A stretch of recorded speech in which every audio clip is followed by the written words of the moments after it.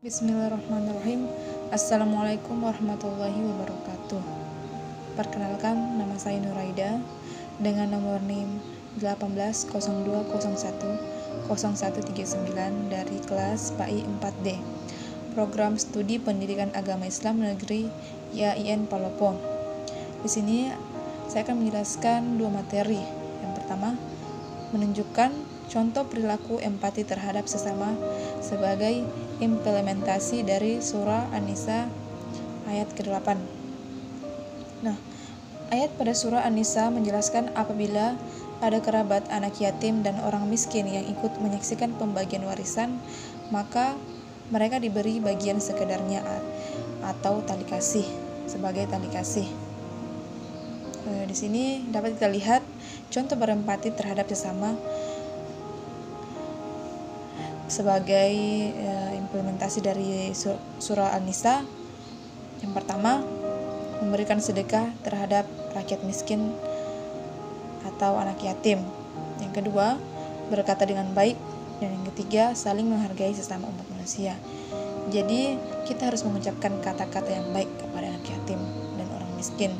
Tidak boleh mengolok-olok mereka atau mengejaknya, karena sesungguhnya doa orang-orang itu pasti akan dikabulkan insya Allah. Baik, adapun materi yang kedua yaitu menunjukkan contoh perilaku hormat dan patuh kepada orang tua dan guru sebagai implementasi dari surah Al-Baqarah ayat 83 dan hadis yang terkait. Nah, hormat berarti menghargai, takzim atau dan khidmat kepada orang lain, baik orang tua, guru, sesama anggota keluarga. Dalam hubungan dengan orang tua, perilaku hormat ditujukan dengan berbakti kepada orang tua. Berbakti merupakan kewajiban anak kepada orang tua. Adapun contoh dari perilaku hormat kepada orang tua, yang pertama, senantiasa berbuat baik dan bersikap hormat baik dalam tingkah laku maupun tutur kata terhadap kedua orang tua. Yang kedua, mengikuti keinginan dan saran orang tua selama keinginan dan saran-saran tidak melanggar syariat atau ajaran agama. Yang ketiga, membantu kedua orang tua sesuai kemampuan. Yang keempat, mendoakan orang tua semoga diberi umur panjang oleh Allah Subhanahu wa taala. Dan yang terakhir, menjaga dan merawat orang tua ketika orang tua sakit.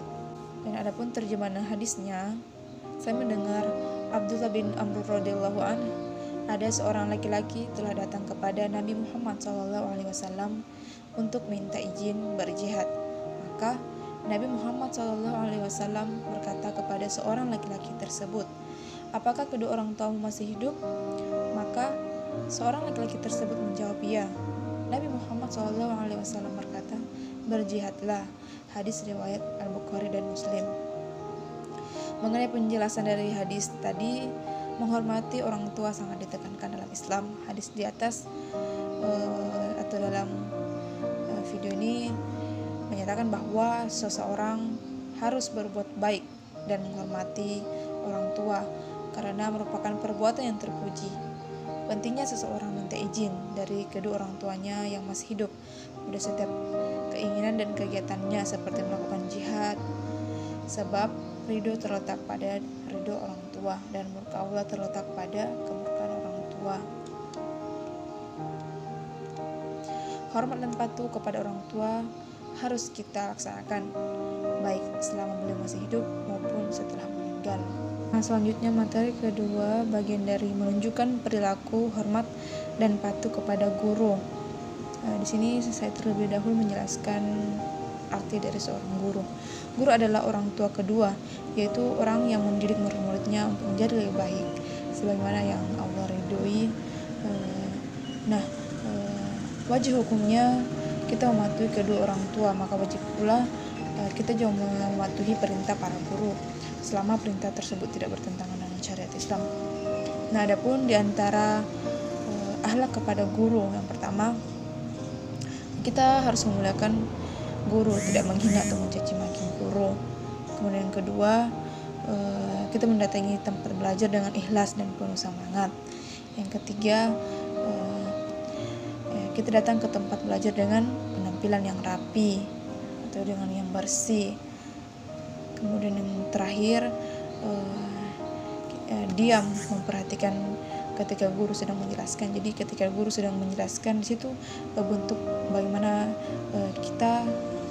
sikap kita terhadap guru kita saat guru sedang menjelaskan, mengajar kita di kelas. Guru bisa menilai bagaimana sopan santun kita, dan bagaimana kita menghormati dan patuh kepada guru.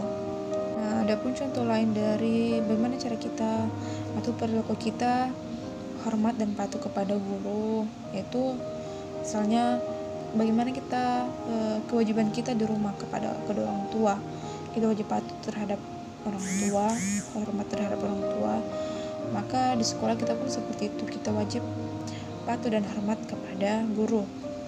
Adapun contoh lainnya, misalnya membantu guru saat guru sedang kesusahan atau ada masalah, butuh bantuan, mendengar nasihatnya. Nah, di sini guru memberikan nasihat kepada kita agar kita menjadi anak yang lebih baik lagi untuk orang tua atau orang lain, anak yang bermanfaat untuk orang lain.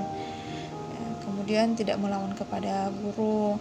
Nah, biasanya kalau di sini kalau guru sudah memberikan nasihat, terkadang kita melawan, kurang sopan, atau guru memberikan penjelasan dari materi yang diajarkan.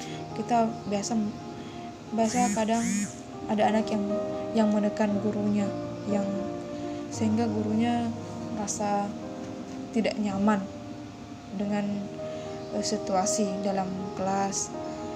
Nah, adapun yang lain itu kita harus selalu berbicara sopan kepada guru, karena dimana guru yang mengajarkan kita banyak hal. Kira seperti itu mengenai penjelasan dari bagaimana cara kita berperilaku hormat dan patuh terhadap guru. Nah, adapun hadis yang terkait tentang menunjukkan perilaku hormat dan patuh kepada guru, dalam terjemahannya yaitu tidak termasuk golongan kami orang yang tidak menghormati yang lebih tua, tidak menyayangi yang lebih muda, dan tidak mengetahui hak seorang ulama. Hadis riwayat Ahmad. Nah, penjelasan dari hadis tadi tersirat dari perkataannya Rasulullah SAW bahwa mereka para ulama wajib diperlakukan sesuai dengan haknya. Akhlak serta adab yang baik merupakan kewajiban yang tak boleh dilupakan bagi seorang murid. Nah, tadi penjelasan materi yang dapat saya jelaskan. Kurang dan lebihnya mohon dimaafkan. Wassalamualaikum warahmatullahi wabarakatuh.